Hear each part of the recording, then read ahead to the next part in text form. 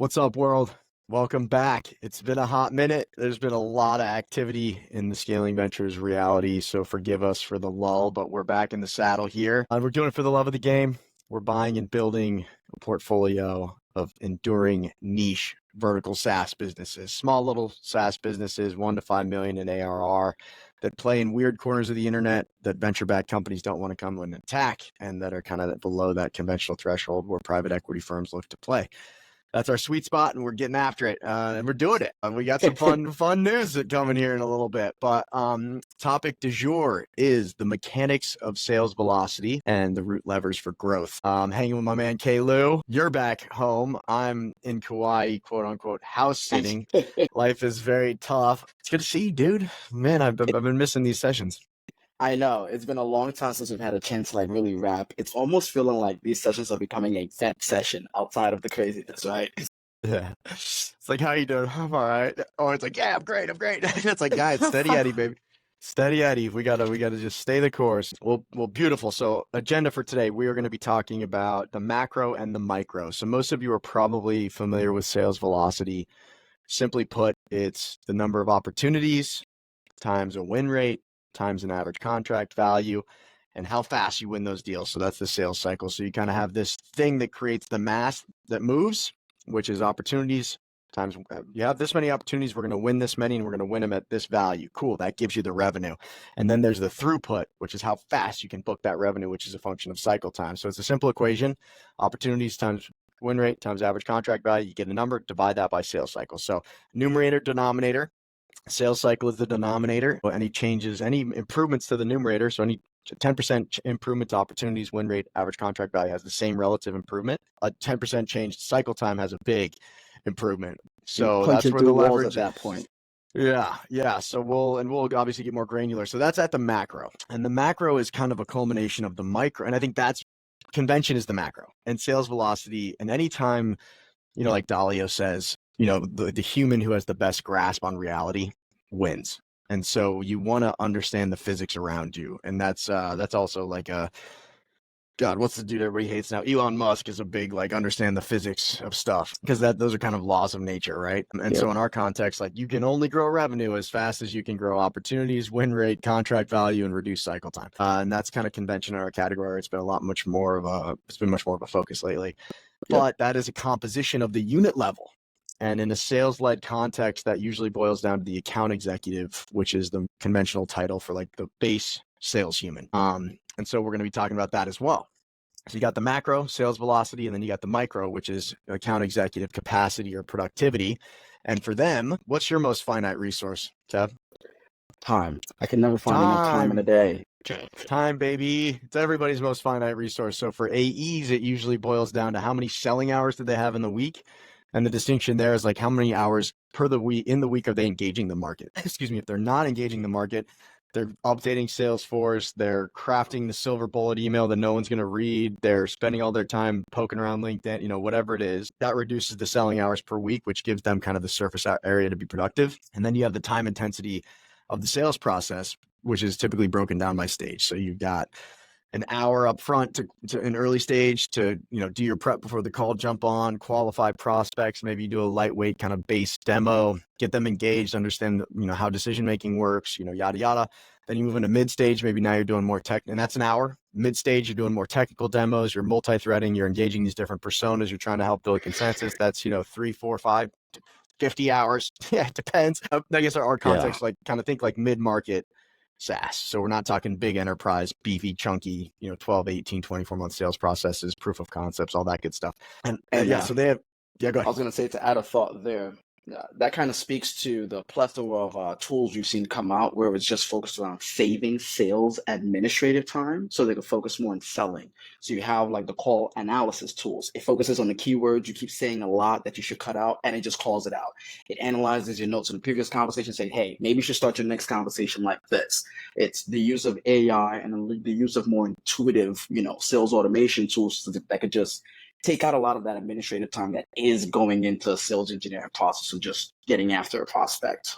Or it's put another way, it's never been a more exciting time to introduce an obscene amount of efficiency into sales processes. So it's I'm prepping for a call. Cool. Here's the prospect's LinkedIn profile. Here's their website. Tell me about their industry. Tell me about their competitors. Give me 5 good questions to ask. Like the LLM revolution accelerates a whole Yeah. shitload of shit. What tools are they using now? When are they going to evaluate? When's their contract pull out? up Wappalizer. Cool. What's their tech stack look like? What do we speculate on renewals? It's incredible. So we will jam on that. So starting with the big years, and I've been sticking to the metaphors. I think I maybe went over the top with this one, but we're gonna use it like the metaphor of a car or an engine. I think it's perfect since with your recent Porsche exchange and the new owner just kind of like beautified it. I think it was I thought about your Porsche throughout this entire thing. Yes, I'm missing it. Got it. It was the most bittersweet ever. So for those that don't know, I had a 66 912 Porsche that I got when I was 16. I grew up in a family of kind of Porsche heads, and I hadn't earned a 911 was kind of the direction I was given. So I read the Denver Post. This is back in 2004, maybe. And I found a classified ad for this 912, and everyone was like, there's no way. It's got to be a rust bucket. It's a lemon, yada, yada. It turned out to be an absolute beauty. I drove it and refreshed it and loved the shit out of it for 20 years. And then I sold it, and I went to go visit the dude who bought it. And he repainted it, which is kind of a cardinal sin in the game. Like, you usually don't change the paint color, which is very difficult to execute. But he spanked it, and he totally like he made it concourse. And so I was like, I missed my car, but and you did all the things that I was going to do if I was in a position to hold on to it. So it was like super bittersweet. But yeah, and I gotta say, riding in it was beautiful, amazing. Yeah, nice. Yeah, dude. Oh, that makes me so happy that happened. All right, so here we go. Back on course here. So opportunities are like the fuel in your tank. So when in doubt, create more opportunities. Get more customers, get more opportunities, like send the service to get more deals. Yes, and that's like the ultimate throughput in your thing. So you want to, opportunities are fuel, but you got to be careful. Back to ready. If you're putting a bunch of stank ass, terrible gasoline in your engine, that's unleaded business. It's not going to work. So the quality of those opportunities matters more than anything. And this is a function of pattern matching, right? So it's like we have an ideal customer profile that is defined this way. And we've defined that as a function of our current clients and the patterns among our current clients. The closer prospects fit that, obviously the higher probability you're going to close, because the absolute time killer for salespeople is spinning their wheels talking to a bunch of prospects that are not a fit. So ICP fit is mission critical. And there's a capacity of ICP, right? Like there's only especially in niche vertical SaaS, like there's only so many logos out there that fit your ICP, and that's by design. So anyway, that's that. Your win rate, I think this is what's probably the biggest stretch, is the grip on the road. So you can think it's like how dialed are your tires and your steering and your handling, because the objective is to get from point A to point B as fast as possible. We want a ton of gas, and we want to drive in a straight line and not veer off at any point. You don't want to be spitting out on that wet road. Yeah, there you go. Right. So the win rate is the grip on the road, and then average contract value is kind of the size of your engine. So it's like, and average contract value is a function of pricing and monetization for the stuff you got. Because you can always just increase pricing, see how that works. But I would say pricing and monetization should, for the acquirers out there, be like one of the first things you think about, because a lot of the groups in the micro SaaS game, the founders are very technical, product oriented, so they don't have a ton of experience on the pricing and monetization side. So that's usually a very interesting lever. But the other way is a lot of money being left on the table. Yeah, and just like broken monetization schemes, period, where it's like these things are grouped together in a very obscure way. Like, this is the real value driving feature. We need to anchor the packages around this. There's a lot of work, and we've written and thought a lot about that stuff. The other way, and this is very common in vertical SaaS too, is you wedge your way in with kind of a core product, and then you slowly layer in new products to kind of gobble up more of the backward or the forward work stream, or start to own some of the complementary workflows, where, hypothetically, it's like, we're talking to roofing people. It's like you want to provide every ounce of software that those humans need to do their job. And so you start with something maybe it's invoicing, and then you expand into like reservations, and then boom, boom, boom. Because in vertical SaaS, you got to expand, or you're going to hit a plateau, because theoretically you own the market. So anyway, ACV, very important, but not as important as cycle time, baby. The fastest way to get from point A to point B, move point B a lot closer. Yes, just move baby. Space time. Yeah. It's like, well, what if B is just like a third closer? It's like, we get there a lot faster, I reckon. So that is a very important kind of high leverage activity. So those are the macro factors, and you got to start. You can only improve what you measure. Order of priority number one is, if you don't have a clear point of view on like what's our average number of opportunities, new opportunities per month, What's our win rate across reps? What's our win rate by rep? What's our ACV across reps? Because all that stuff culminates, right? This is where the unit leads, or the unit level kind of micro trees up into the macro. That stuff all culminates to compose your sales velocity metrics. So the real points of leverage, it's like, well, let's just fix our ACV. And it's like, well, actually, let's I guess that's kind of a bad example because ACV is really challenging to fix, but it's like, well, really we have the selling hours in the week for our AEs, and we have the time intensity of each stage of the pipeline. If we can optimize at the micro, that's going to roll up and have a huge impact on the macro. Because there's a lot of misguided shit in our world, and we've been digging deep into models, and it's like, like we're just going to grow opportunities by 10% month over month. And then an AE can manage a quota of what sounds good to you. 400K, like, especially if you don't have base rates where it's like, hey, what's our best salesperson do? Yeah, the quotas are arbitrary. And like sometimes not always, but it's like, hey, we have an existing business that has a sales function in place. Cool. Then you have base rates to kind of have an educated guess around what, a quota. It's like, what do bookings look like? What's our best rep book?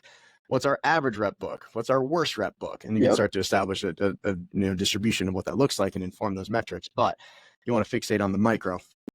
Yeah. And most folks, cycle time.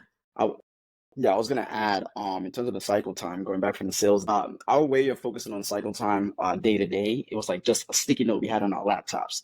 What's your fastest path to a yes or no? Before you get on this call, what's your outcome for the call? And how can you just get a yes or no before the person hangs up? You just get to the next one. And ideally, no. And it's like you're always closing next steps, right? You're not always, it's like ABC is a little bit misguided. Like you're not closing deals. You're not jamming shit down the mouths of the next step prospects that aren't a fit, right? It's like, no.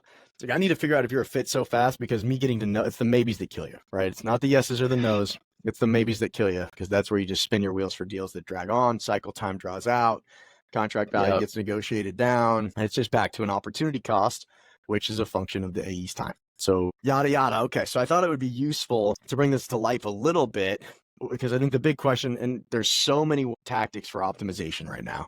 So instead of that, I was like, here's the shit that is consuming the most time. And so just get clear, like a problem well-defined is half solved. So let's start there. So before we do, like in terms of like some base rates, some examples. So now, again, we're fixating on the micro and we're talking kind of unit level account executive productivity. So we've got number of selling hours per week, which is, I said 35 hours tippity tops, because that's basically like 5 hours throughout the week of admin, follow-up, proposal crafting, demo configuration. Like it's pretty bullish. Extremely bullish because when you think about it, there's a reason why we had power hours. You maybe get 5 solid hours a week of selling time, 1 power a day.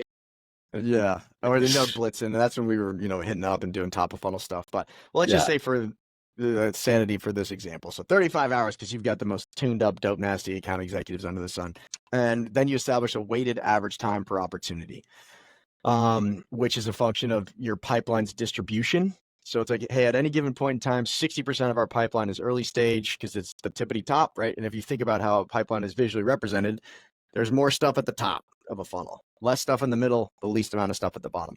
So early stage, 60% of your pipeline, and that takes 45 minutes. So it's 0.75 hours. Again, that's assuming ninja status where it's like 10 minutes for prep, off the shelf demo that's totally catered to the ICP. And then you got 30% of your pipeline in mid stage, and that's 3 hours. So that's maybe now you're executing technical demos, you're doing follow-ups, you're pitching business, kind of solution presentation, stuff like that. And then late stage is 10% of total pipeline. And that takes 2 hours because you're chasing up humans to sign contracts like a maniac. You probably figure out, oh shit, Bill's needs to sign it, but Bill's not involved. God, back to square one. So all that stuff blends up to establish a weighted average time per opportunity. So you've got a weighted average time per opportunity, and you've got number of selling hours per week. And then based on those numbers, guess what the AE's opportunity capacity is? So the above, it's 23 opportunities. So an AE can productively manage 23 opportunities at any given point in time based on those assumptions. Yeah. And this is back to like, it's not like, well, this AE can just manage 500K quota. It's like, no. How many opportunities based on the assumptions we just described can the AE competently and effectively manage? And then when you start to think about that it gets complicated when you think about it on an annual basis, because then it becomes a function of sales cycle, which hypothetically is like the mechanics of the buyer journey, or theoretically. So then it's kind of like, all right, We start a 6-week sales cycle, 60%, or some conversion, like the groups are going to convert from early to mid stage, the ones that don't fall out. So by the end of a sales cycle, you're only in your pipeline, you only have the deals that you're in closing. So they're not carrying 23 opportunities. So to be more accurate with this, you have to think about a replenish rate during the sales cycle. So you kind of have to model a waterfall. And then this is where it gets super technical, because it's like, all right, 2 deals fall out 1 weekend. They're backfilled immediately. Those now have their own 6-week sales cycle. And so it gets pretty gnarly. So you probably just want to think like, what's the replenish rate? So it's like, all right, if our win rate's 30%, and for round numbers, we'll say 10 deals, an AE can manage 10 deals. The win rate's 30%. They're going to win 3 in a sales cycle. They're going to lose 7. And you would assume that you would replenish some of those 7 or more than those 7 during that sales cycle, because more are going to continue to fall off. So anywho, what you want to get to is an AE capacity at any given point in time, because that's the easiest to manage toward. And then from a modeling perspective, you want to think about how much AE capacity for opportunities they have during the calendar year, because then it becomes a function of setting revenue goals, understanding the opportunities that'll get you there based on ACV and win rate, back into how many AEs do we need based on their capacity. And then that informs the cost. So it's like, this is our goal. What are kind of the most meta operational benchmarks or operational metrics that we need to get to, which is usually a function of opportunities. And then how do we staff against that? What investments do we need to make to get to that volume of opportunities? So it's beginning with the end in mind and kind of reverse engineering your success, which is very counter to kind of how the world works now, where it's like, we're going to grow opportunities like this and AEs can manage this much quota and we'll see how it goes. And you got to be too careful how hard you try to predict the future, because we're none of us have a glass ball. So don't go crazy with the models, but think about AE capacity, because that's the name. It helps to add some guardrails. Yeah. All right. So time intensity of each stage, we'll kind of buzz through these. So early stage, we've touched on it. Prospect research, figuring out who the hell you're talking to, who are their customers, what does their kind of operating expense look like, where does your thing fit into that world, just getting super familiar. And that's a good one, where it's just like, what does the value chain look like in that category? Okay, what are kind of the customer behaviors? How many of our target customers, how many target customers do they have? And how do they spend money? And so you're just trying to figure out where you fit into that whole world. Discovery calls, usually some parameter of like, we have a qualification criteria, BANT, medic, whatever. And we try to figure out who they are. And I should mention too, that the buyer journey is evolving so hard and so fast that's, this stuff is increasingly dated by the day, where buyers are doing 85% of their research, I think now, or 85% of the buying journey is before they engage a vendor. And so the days of like, hey, let's do a discovery call, I'm not going to show you anything, I'm not going to do anything, I'm going to figure out what I can sell you, is dying hard and fast. Like, they come in with hard questions. They know exactly what they want to see. They have an idea of what they want to spend. And it's like, hey, how close can you meet me to this? And now the AE's got to go do their homework to see how profitable that deal will be to the business to serve this customer. You know what I'm saying? So you basically introduce friction intentionally, filter out not qualified buyers, so you don't spin your wheels doing demos and putting together proposals. But again, that buyer journey is changing a lot, where now it's way more content led.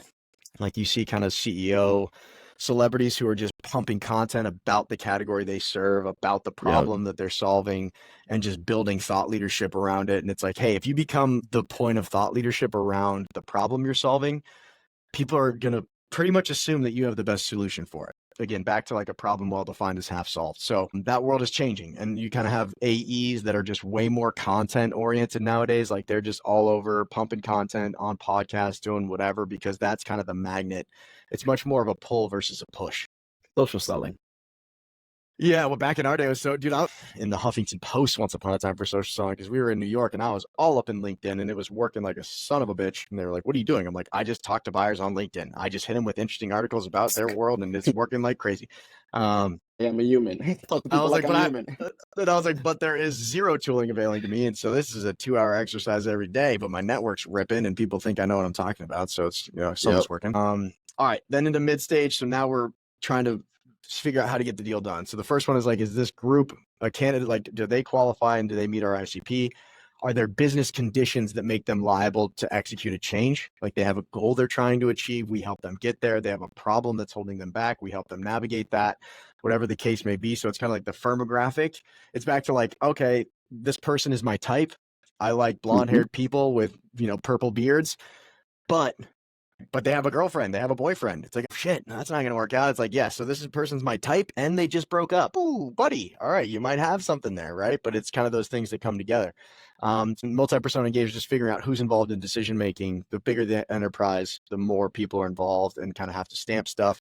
You're getting into deeper demos, technical demos, that kind of stuff. And then you're starting to put together a preliminary proposal on the dollars and cents and the recommendation and how you're going to configure your offering to meet their needs in an optimal way and do it at a cost that you can rationalize that's going to demonstrate an ROI for the prospect. Woo!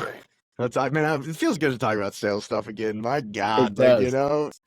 I was just going to say, like, as you're talking about it, I'm like, as people are working through this model, the best thing they can do to kind of like keep their eye on the ball is to just utilize the market automation system or CRM to just monitor. Well, first, get clear about your buyer journey. And then two, monitor how much time each deal is spending within each stage. And then actually spend time in your sales meetings and your one-on-ones, kind of understanding like at each stage, where's the unnecessary friction, right? And honestly, you don't even need to get sexy with it, because like back in our day, it was not sexy. It was like, let me see this one deal. Perfect. Let me see all of the calendar invite. Let's get into your calendar. I want to see all the meetings you had with these people. I want to go through the emails. How many emails did you send? How many calls did you make? Just look at your call notes. Yeah, and batting cages. Let's play your objections. I'll hit it back. Let's role play it. Oh man. But I guess at the end of the day, like the systems of record should be the source of truth. And if your CRM record keeping isn't tight, the calendar should be, because that's kind of the point of the touch point between your sales team and the prospect. So when in doubt, get in the calendar, look at meetings, associate them with one deals or deals that ran pretty smoothly. Like, ooh, this was a really tight sales process. Just document and reverse engineer exactly what happened. We got to here. We had this meeting with these people. Okay, we had this meeting. Okay, there's new people in at this thing. Okay, this is the first one. We talked about this. Okay, they blah, blah, blah, blah, blah. And then you're like, okay, shit, that was about 6 meetings at an hour a pop. And we'll round up and say 2 hours of email crafting and proposal crafting. Cool. We got a 9-hour sales process for a good deal. And you aim small, miss small at the beginning. And again, back to what you're trying to determine is what's an AE's capacity, right? Like how much can one AE punch? All right. So to wrap up, I think there's like a discussion around like known unknowns and unknown unknowns, and the unknown unknowns are the curveballs that knock you on the ground or kill you. That's the bus that hit you that you didn't see coming. And so I think the beauty of sales velocity is that it's like very defined, very clear points of leverage. It's like, hey, you want to grow revenue faster? You've got 4 levers. Got it. And how do you actually tweak those levers? It comes down to time and kind of unit level capacity and how you staff against achieving those goals. And that's, I guess, again, sales-led growth context here. So we have humans selling. And I'll leave it at that, but there's also kind of this blend of, maybe don't go super hard at sales-led growth. Like there's opportunities to include some user-led stuff where it's like, hey, we're going to get them in on this super cheap freemium thing that just scratches an itch real good. And then we'll use that to build trust and loyalty over time. And then we'll get sales involved. Once we see solid usage, we kind of have way more surface area because they're in the product. So you have way more signals to utilize to understand when the timing comes around. Because the holy grail is right person, right message, right time on the marketing side. And so that kind of extends into the sales process as well, but you're trying to convert a customer. And so don't just assume that it's an either or. It's usually an orchestration of how do we get, like the objective is to get people in your world using your thing and loving it, and then figure out how much you need a human to get them over the line. Cool? Boom, baby. All right, for the love of the game, we will see you next week. We're going to try to get back on this weekly cadence, and much love to everyone, man. Thanks for hanging with us. We got some sick announcements coming up in the future. Life is beautiful. That's it. Yeah, I almost said it today. Yeah. With that, can't let that stuff slip. But Nope. Pleasure to share the field of battle with you, Kjael. Some laser beams. Same as you, my man. And next time it is. All right, player. I'll catch you later. See ya.